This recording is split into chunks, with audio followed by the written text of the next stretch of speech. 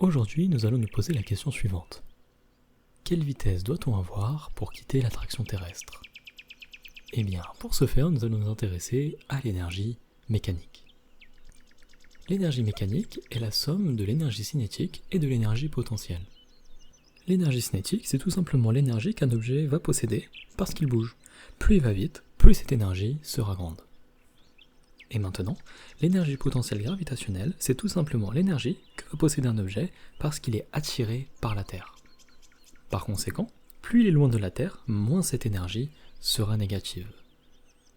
On remarque donc que lorsqu'un objet est près de la Terre, il a une énergie potentielle fortement négative, car il est très attiré.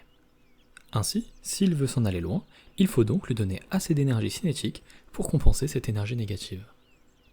Lorsque l'on fait la somme des deux énergies, ce qui va donc donner l'énergie mécanique par définition, et que cette somme-là est négative, cela veut dire que l'objet n'a pas assez d'énergie pour échapper à l'attraction terrestre. Il va donc finir par ralentir, s'arrêter, puis retomber. En revanche, si la somme est positive, cela veut dire qu'il aura assez d'énergie. Il pourra donc continuer à s'éloigner, et ce, pour toujours, sans jamais être repris par la gravité. On se retrouve donc avec une condition de libération de l'attraction terrestre qui n'est autre que l'énergie mécanique qui doit être positive ou nulle. Ici, pour obtenir la vitesse de libération, on va simplement prendre le cas limite, qui veut donc dire que nous allons prendre la vitesse minimale.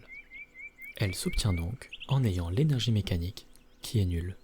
En utilisant cette condition de nullité et en utilisant les formules de nos deux énergies, nous obtenons la vitesse suivante.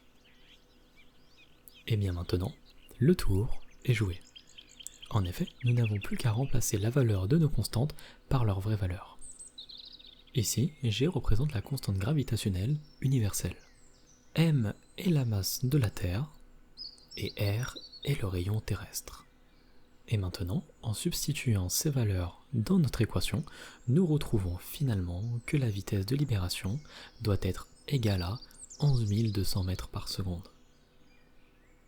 Eh bien, félicitations! Maintenant que vous connaissez votre condition de libération de l'attraction terrestre, vous pouvez donner une vitesse suffisante à votre fusée pour que celle-ci puisse enfin décoller. Sur ce, je vous dis au revoir et j'espère vous revoir dans une nouvelle galaxie.